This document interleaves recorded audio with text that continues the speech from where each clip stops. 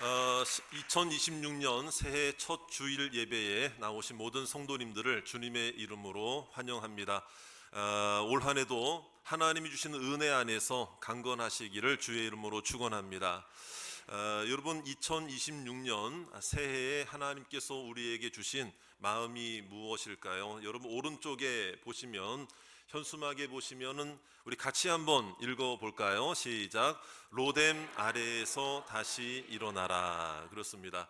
자, 그에 따른 이제 구체적인 세 가지 내용들이 여러분 왼쪽에 있습니다. 말씀과 기도 앞에 멈추어서 결국에 그곳이 로뎀 나무 아래가 되는 것이죠. 새 힘을 공급받아야 한다는 것. 두 번째는 혼자가 아니라 함께, 그렇죠, 우리 성도들이 옆에 있습니다. 가족들이 있습니다. 무엇보다 주님이 함께 하심을 믿습니다. 그 다음에 세 번째는요, 나 한 사람 회복되는 것으로만 만족하는 것이 아니고 회복을 넘어서 사명의 자리로 나아가야 한다, 이런 내용으로 우리 로뎀 아래에서 다시 일어나시는 성도들이 되시기를 바랍니다.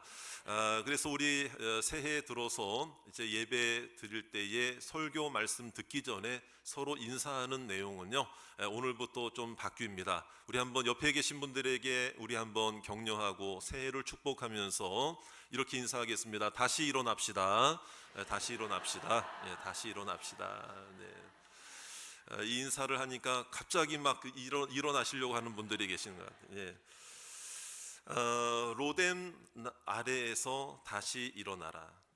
올해 비전과 또 우리 오늘 설교 제목과 동일합니다. 동일합니다. 자, 로뎀 하면은 여러분 어떻습니까? 좀 친숙한 단어입니까? 생소한 단어입니까? 친숙한 단어. 왜 그렇죠? 우리가 로뎀 교회이기 때문에 그렇습니다.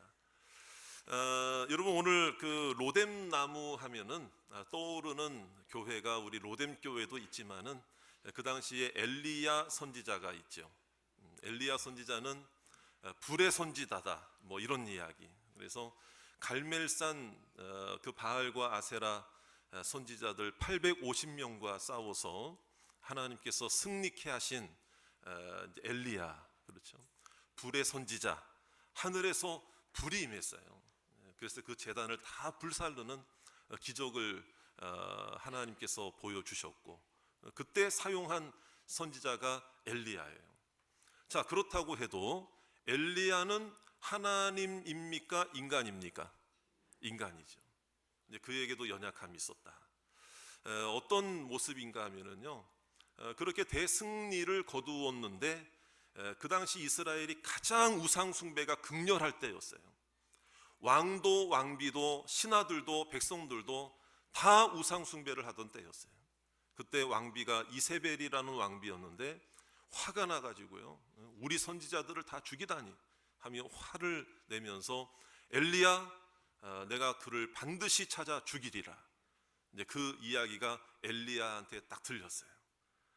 그러니까 불의 선지자, 그 엄청난 역사를 감당했던 그 선지자였음에도 불구하고 자기 죽인다는 얘기를 들으니까 마음이 다운되는 거예요. 위축감이 생기는 거예요. 위기감을 가지게. 그래서 여러분, 슬럼프가 생긴 거예요. 슬럼프. 여러분, 누구에게나 마음이 다운될 때가 있어요, 없어요? 있죠. 엘리야도 인간이라는 걸 우리에게 보여주는 거예요. 그래서 이제 도망을 칩니다. 종 하나, 사원 한 사람, 지금으로 하면 비서 한 사람을 데리고 브엘세바라는 곳까지 갑니다. 근데 거기서 사환 보고는 너 여기 있어라. 내가 저 광야로 들어갈 거다.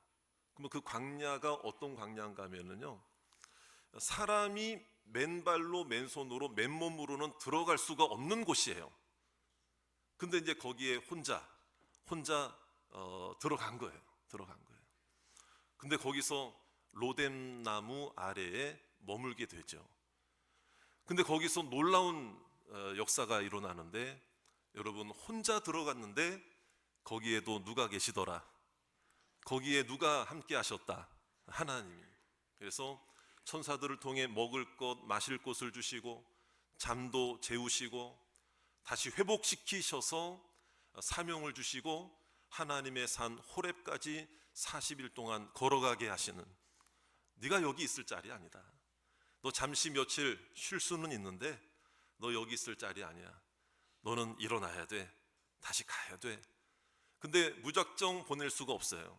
하나님도 우리의 연약함을, 엘리야의 마음을 아시기 때문에 먹을 거 주시고 마실 거 주시고 힘 주시고 어루만져 주시고 마음을 보듬어 주셔서 일어나게 하신 줄로 믿습니다. 자, 그렇다면 여기서 이제 한 가지, 그 엘리야가 무슨 나무 아래에서 회복됐다고요? 로뎀나무. 그러면 로뎀나무가 무슨 나무일까? 로뎀나무 보셨어요? 로뎀나무? 요즘에는요 인터넷만 쳐도 로뎀나무 딱 하면은 곧 나와요. 그런데 여러분 우리 로뎀 교회잖아요. 로비에 보면은 그림 하나가 걸려 있습니다. 예전에 우리 교회 출석하시던 성도님이 권사님이신데 그 그림 작가예요. 그래서 이제 그 로뎀나무를 이렇게 노란 꽃으로 표현이 되어 있어요. 이제 그런 나무. 근데 이제 오늘 예배 끝나고 보세요, 여러분. 네. 지금 여러분 표정이 그런 그림이 있었어? 뭐 이런 표정이신 것 같아. 네.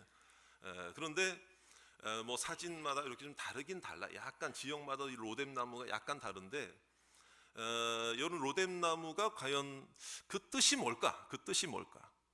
그 로뎀나무가 주는 이미지가 뭘까? 그 의미가 뭘까? 엘리야를 그 로뎀나무에서, 하필이면 로뎀나무에서 회복시키셨던 그 하나님의 목적과 뜻이 뭘까? 이런 것들을 발견하면서 오늘 우리가 새해를 시작하면서 우리도 로뎀 아래에서 다시 일어나는 복을 누리시기를 바랍니다.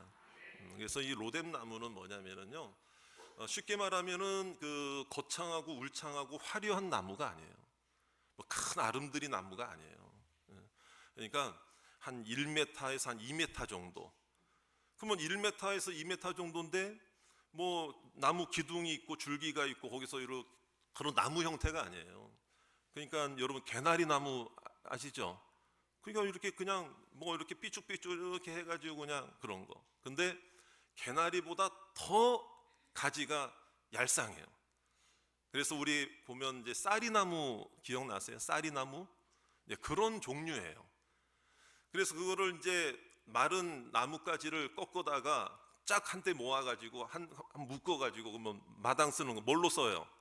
뭘로 사용한다는 거예요? 빗자루. 그래서 로뎀나무 그 영어 성경을 보면 뭐라고 번역이 됐냐면요, 빗자루 나무, 부름트리라고 그렇게 번역이 되어 있는 게 있습니다. 그런 거예요. 1m에서 2m 정도 성장하니까 거기에 무슨 뭐 그늘이 어떻게 있겠습니까? 자, 여기서 문제 하나 드릴게요. 로뎀나무 아래에는 그늘이 있을까요? 없을까요? 그늘이 있다 없다? 아니 2m래도 그늘이 있을 수 있잖아요. 근데 제가 질문하는 의도를 잘 파악하셔야 돼요. 여러분 솔직히 말하면 그늘입니까? 그림자입니까? 그림자예요. 그러니까 그늘이 없어요. 큰 나무나 그늘이 있는 거지. 그늘과 그림자의 차이가 뭔 줄 아세요? 그늘은 워낙 큰 나무 밑에 진 그늘이기 때문에 해 방향이 각도가 달라져도 요 정도의 차이가 있을 뿐이지 그 나무 밑에는 항상 뭐가 있다? 그늘이 있을 수 있어요. 울창하니까. 근데 로뎀나무는 한 1m, 2m밖에 안 되니까 뭐 아까 뭐라고 그랬습니까? 그늘이라고 그랬습니까? 그림자라고 그랬습니까? 그림자는 해 각도에 따라 바뀌어요, 안 바뀌어요? 그러니까 아 여기 그늘이 있네 하고 쉬었다 가자 했는데 1시간 정도 쉬니까 어떻게 돼요? 이렇게 바뀌니까 해가 또 비치는. 그러면 또 자리를 옮겨야 돼. 한 바퀴 돌아야 돼요. 근데 그거는 그늘일까요? 그림자일까요? 네, 그런 의미에서 로뎀나무는 그늘이 있다 없다? 없다는 거예요. 그 정도로 보잘것없고 주목하지 않고 주목받지 못하고 연약하고 그런 나무가 바로 로뎀나무였다. 여러분 우리 교회가 로뎀 교회인데 로뎀 교회 성도님들 이 이야기를 들으니까 점점 기분이 나빠지시려고 그러시는 것 같아요. 아니 목사님 이왕이면 회복의 나무, 뭐 은총의 나무, 축복의 나무로 좀 설명해 주시지. 아니 제가 뭐 그 의미를 뭐 제가 바꿀 수 있습니까? 근데 더 심각한 그 내용이 있습니다.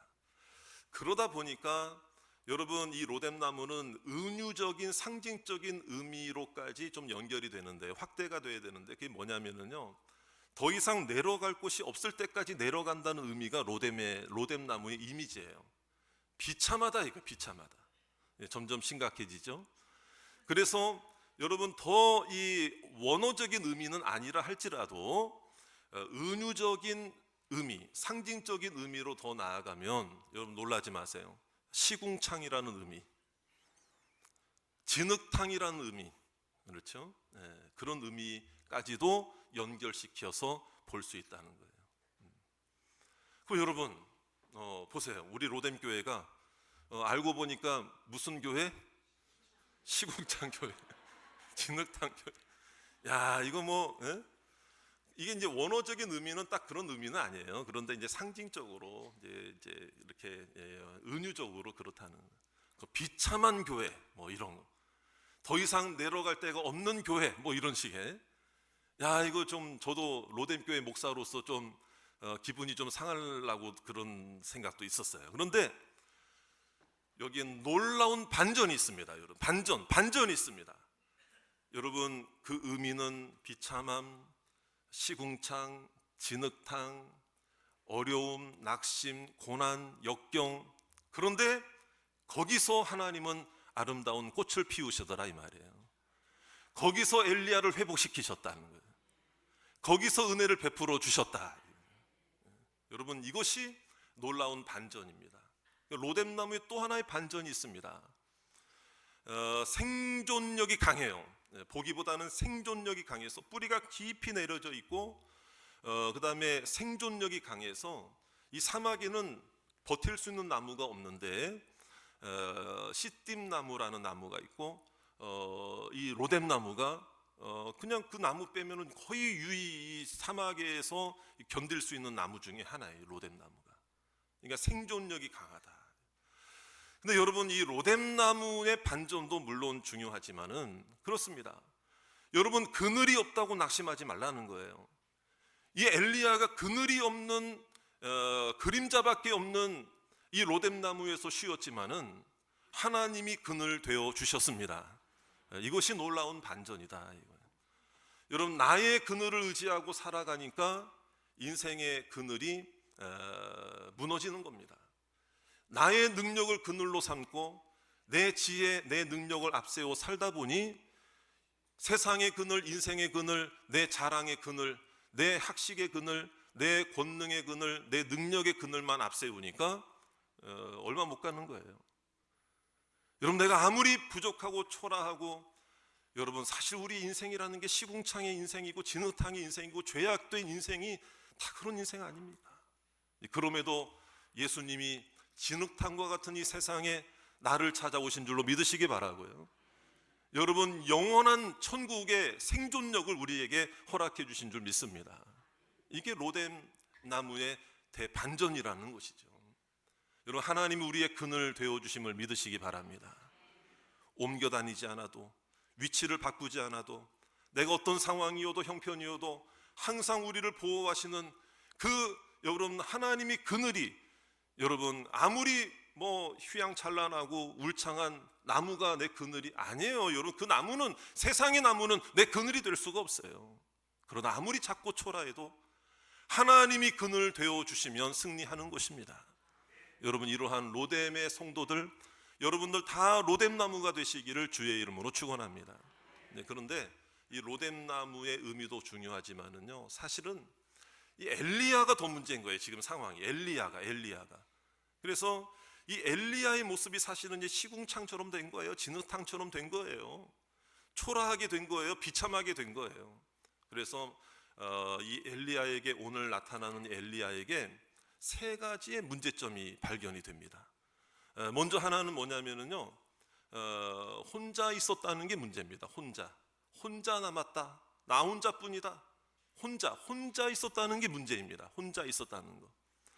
이게 뭐냐면은요, 그 사환이 따라왔잖아요. 비서가 따라왔는데 자기 혼자만 광야로 들어간 것은 뭐 하나님과의 뭐 온전하고 하나님께만 뭐 독대하고 하나님께만 의지하고 뭐 이런 신앙적 이유가 결코 아니었어요. 여러분, 하나님한테 기도하려고, 하나님 앞에 조용히 기도하려고, 하나님 앞에 해결받으려고, 이런 마음이 아니고 그 사완조차도 귀찮은 거예요. 그러니까 내가 약해지니까, 내가 정말 힘들어지니까 내 옆에 있는 사람도 귀찮아지더라 이거예요. 그런 경우가 있을까요, 없을까요? 그러니까 너 여기 있어라. 그러니까 아무도 안 들어가는 그 사막 광야로 자기 혼자 들어가는 거예요. 아무도 건들지 말라. 다 귀찮은 거예요. 그리고 이런 모습, 약해진 모습, 비참해진 모습 누구에게 보여주기 싫은 거예요. 그러니까 엘리야에게 있었던 문제 중에 하나가 뭐냐면은 혼자 있었다는 거. 혼자. 그러니까 저절로 외로울 수밖에 없는 거죠. 자, 그 다음에 또 하나의 문제가 뭐냐면요, 지쳐 있었다 이거예요. 지쳐 있었다. 몸도 마음도 영혼도 다 지쳐 있는 거예요. 그래서 이제 4절에 보면은 몇 마디 하나님께 기도를 하기는 합니다만은 이거는 진정한 기도라고 말할 수가 없이 이건 푸념이에요. 푸념. 하나님 앞에 그냥 하소연. 나 그냥 차라리 죽는 게 더 나아요. 이런 하소연. 자기 공로가 있었죠. 자기 열심이 많고 공로가 많은 사람일수록 다운이 되면은요, 걷잡을 수 없이 추락합니다. 내가 그렇게 했는데 하나님 나를 그냥 방치하시네, 이런 마음 때문에. 그러니까 지금 엘리야는 몸도 마음도 영혼도 입맛도 없고 밥맛도 없고 뭐예요? 은혜 받을 맛도 안 나는 거예요. 이 영적으로 다운이 되어 있는 거예요.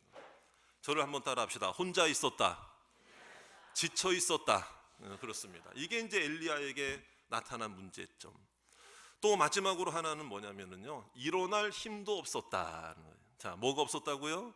일어날 힘도 없었다. 근데 이제 더 엄밀히 말하면은요, 더 안타까운 게 뭔지 아세요? 일어날 힘만 없었다면은 뭐 그게 문제가 아니라 일어날 힘이 없었다는 것도 문제였지만은 더 큰 심각한 문제는 뭐였느냐? 엘리야에게 일어날 이유조차 없었다. 여러분, 뭔가 느낌이 다르죠? 일어날 힘이 없는 것도 문제였는데 더 심각한 건 뭐냐면, 내가 왜 일어나? 나 일어나도 뭐 할 일이 없는데, 내가 일어나봤자 힘을 내봤자 내가 지금 뭘 할 수 있어? 일어날 이유조차 없었다는 게 엘리야에게 큰 문제였다. 자, 여러분, 우리도 엘리야의 모습이 있다는 거예요. 여러분, 지금까지 살아오면서 나 혼자뿐이다, 혼자 있었을 때, 외로울 때 여러분들에게도 그런 때가 있었습니까? 없었습니까? 있었죠? 지칠 때 있었어요? 없었어요? 있었죠. 일어날 힘도 없는 것도 문제였지만 오늘 일어날 이유조차 내가 발견하지 못할 때가 더러 우리 가운데 있을 수 있는 거예요. 엘리야도 우리와 똑같은 인간이다. 그러나 여러분, 이 비참하고 어떻게 보면 이 로뎀나무의 문제가 아니라 이 엘리야가 이 로뎀나무와 같이 사실 어떻게 보면 시궁창, 진흙탕, 비참함, 어려움, 낙심 속에 이 로뎀나무에 이제 쉬고 있었던 거예요. 근데 놀라운 반전이 있습니다. 여러분, 그곳에서도 하나님이 함께 하셨다는 것입니다. 하나님의 손길이 있었습니다. 그래서 하나님이 하신 일이 세 가지예요. 이 엘리야의 문제가 세 가지였다면은 하나님도 세 가지 방법으로 엘리야에게 은혜를 베풀어 주신 줄 믿습니다. 너는 혼자가 아니다. 내가 너와 함께한다. 천사들을 보내셨어요. 그러니까 여러분, 사람이 접근 불가능했던 그 광야 한복판에도 하나님께서 간섭하시고 개입하셔서 하나님이 엘리야를 보고 계셨고, 너는 혼자가 아니다. 너는 혼자가 아니다. 내가 너와 함께하노라. 할렐루야. 예수 그리스도의 이름, 여러분, 구원자의 이름뿐만 아니라 임마누엘이라는 이름은 하나님이 영원히 우리와 함께 하신다는 약속의 이름인 줄로 믿습니다. 광야 한복판에도 바다 한복판에도 여러분, 지금 우리가요, 아무리 큰 집에 살아도, 아무리 북적북적대고 옆에 주위가 많고 사람들이 많아도 여러분, 나 혼자뿐이네 라는 생각을 가질 때가 많아요. 이런 분들이 있습니다. 그때마다 하나님은 나는 너와 함께한다, 너는 혼자가 아니다. 믿습니까? 지쳐있는 엘리야에게 먹을 걸 주시고 마실 걸 주시고 힘을 주시고 은혜를 주신 줄로 믿습니다.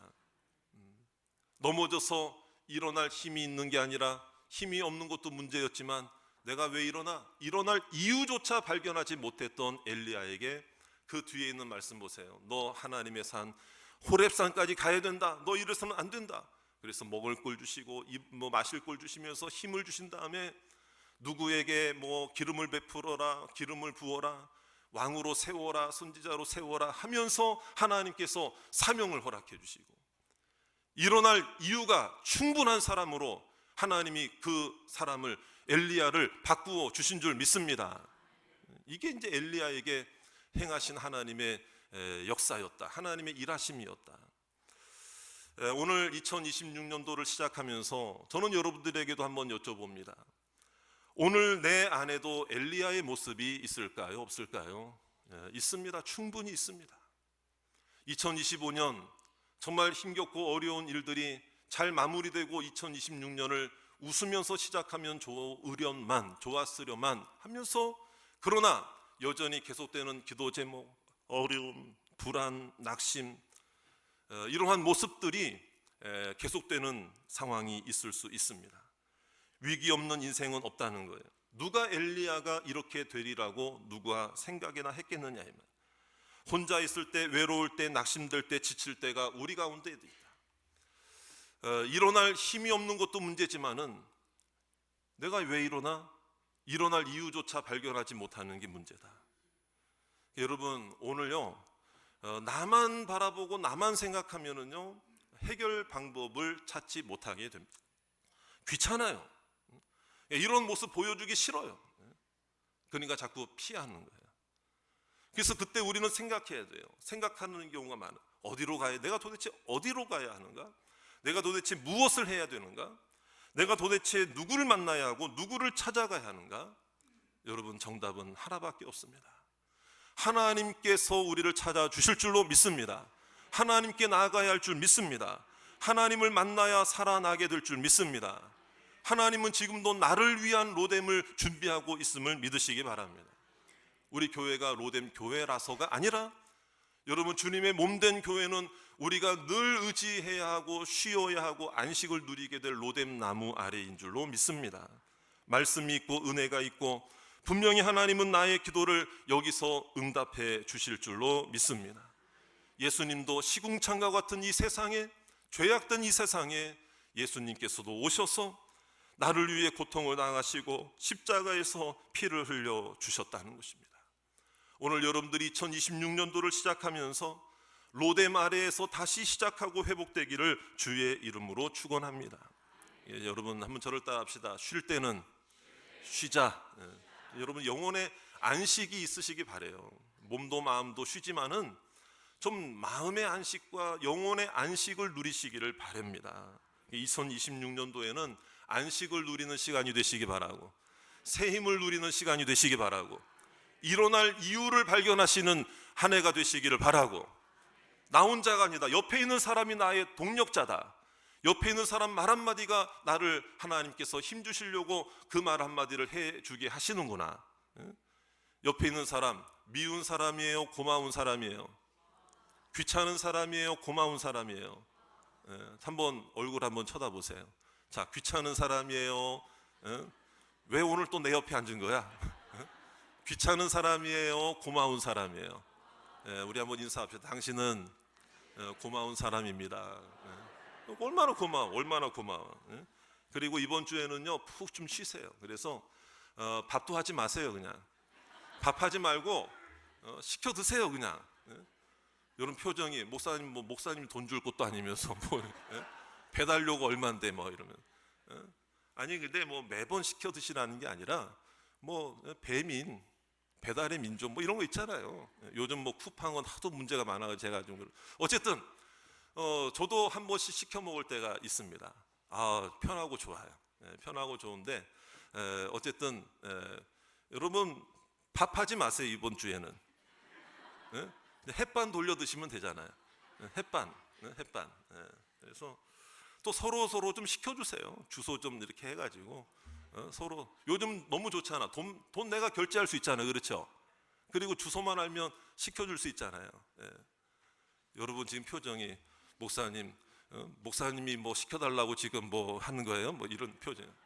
절대 아니에요. 그게 아니고 정말 이번 한 주에는 정말 하나님이 은혜 주시는 대로 한번 살아보자. 그래서 저는 여러분들의 2026년도 한 해가 일어나는 한 해가 되시고 힘을 얻는 한 해가 되시고 예상치 못한 좋은 일이 임하기를 원합니다. 그래서 깜짝 놀랄 좋은 일이 여러분들에게 있으시기 바랍니다. 이거 한 가지 말씀 하나 나누고 이야기 하나 나누고 마칠게요. 요즘 그 유튜브 영상들 이렇게 보면은요, 예전의 생활상의 모습과 지금 생활상의 모습이 얼마나 또 달라졌는가를 비교해주는 그 영상들이 간혹 있습니다. 이게 딱 보는데 뭐가 떴냐면요, 그게 보였어요. 1980년, 90년대 우리나라 대학교 합격자 발표할 풍경, 그게 이제 딱 나오는 거예요. 지금이야 뭐 인터넷으로 전화로 다 하지만은 옛날에는 학교마다 합격자 발표할 때 벽보에다가 붙여가지고 수험 번호를 확인했어야 되잖아요. 그 학교까지 가가지고 그때 80년대, 90년대 서울대학의 합격자 발표 풍경을 어느 이제 방송사에서 와서 찍은 거를 이렇게 보여주는 거예요.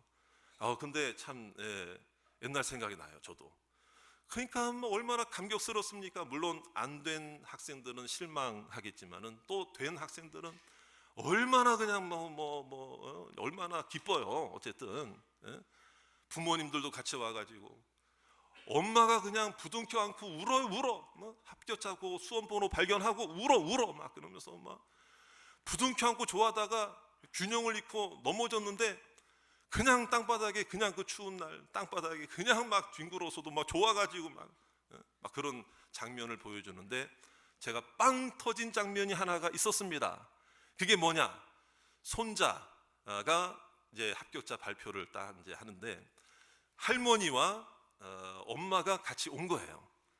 그러면 그 관계가 뭡니까? 시어머니와 며느리 관계잖아요. 그 아들하고 손자의 합격자 발표를 보러 온 거예요. 예미야, 영문과 몇 번으로 시작하냐? 그러니까 발표가 딱 확인을 한 거야, 그 수험 번호를. 그러니까 어머니, 시어머니하고 며느리하고 부둥켜 안고 어머니 합격했어. 얘야 너 정말 수고 많았다. 그런데 이제 제가 어떤 말에 빵 터졌냐면 며느리가 시어머니한테 뭐라고 그런지 아세요? 어머니 이제 돌아가셔도 되겠어요. 근데 좋아서 정신없는 건 알겠지만 할 말이 따로 있고 안 할 말이 있는데 합격된 게 아무리 좋아도 어머니 이제 돌아가셔도 되겠어요. 이게 과연 이게 할 말인가? 뭐 이런 생각이 들어서 빵 터졌는데 제가 이제 곰곰이 생각해 봤어요. 좋으니까 이렇게 당황하면 뭐 이런 말 저러면 아마 뭐 이런 것 같아요. 이런 얘기겠죠. 어머니 이게 평소에 제가 이제 추론입니다. 제 생각인데 좋게 생각하려고 아마 어머니가 좀 편찮으셨을 수도 있었겠다. 몸이 평소에 안 좋으니까 우리 손자 서울대 합격하는 것만 보고 내가 죽어도 여한이 없을 텐데 뭐 이런 얘기를 입버릇처럼 했을 가능성이 있을까요, 없을까요? 있지. 근데 합격이 했어.